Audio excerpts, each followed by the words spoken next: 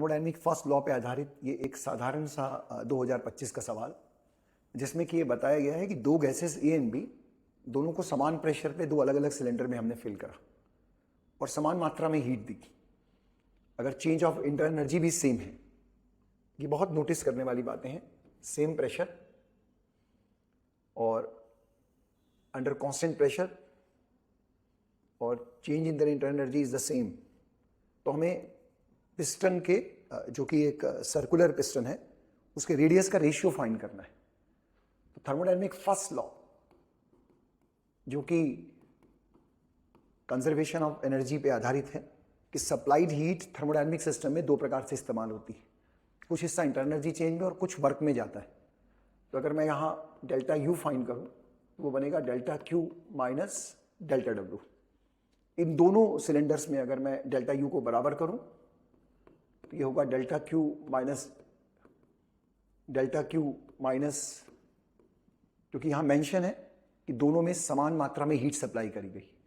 तो ये सॉल्व करके बना delta W1 is equal to delta W2। Constant pressure पे वर्क, हम जानते हैं वर्क का फॉर्मूला कांस्टेंट प्रेशर पे है delta W is equal to P delta V। इस कंडीशन को अगर मैं यहाँ अप्लाई करूँ, ये ध्यान रखते हुए कि दोनों को समान प्रेशर पे रखा गया है, तो ये हो जाएगा P into delta V1 is equal to P into delta V2। मतलब वॉल्यूम चेंज पहले में और दूसरे में बराबर। और वॉल्यूम चेंज है क्या, इस चीज को समझ लेते हैं। ये एक सिलेंडर और ये उसका एक सर्कुलर पिस्टन, और यहां से हमने हीट सप्लाई करी और पिस्टन मानो कि यहां से डिस्प्लेस्ड होके ये डी डिस्टेंस ऊपर गया। तो अगर मैं इसमें वॉल्यूम चेंज देखूं, ये हिस्सा वॉल्यूम चेंज, तो जो वॉल्यूम चेंज की वैल्यू है डेल्टा वी, वो होगा पिस्टन का एरिया इनटू डिस्प्लेसमेंट, इतने हिस्से का वॉल्यूम। ये एक टाइनी सा सिलेंडर बन जाएगा। Base area into distance travelled तो हो जाएगा ए इंटू डी।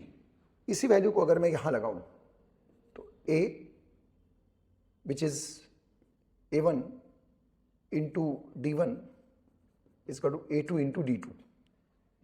यहां पे एक को A से दूसरे को B से मेंशन किया गया, तो मैं A1 को लिख सकता हूं कि पाई RA square into displacement in A, इसको लिख सकता हूं पाई RB square into displacement bye B piston.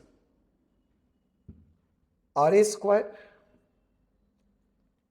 Upon RB square, इसका वैल्यू आया displacement in piston B upon displacement in piston A। DB और DA का वैल्यू यहां दिया गया है। डिस्प्लेसमेंट इन पिस्टन B, अगर हम उस वैल्यू को यहां क्वेश्चन में देखें तो वो दिया गया है, ये है 9 centimetre displacement in piston B और ये है 16 centimetre displacement in piston A।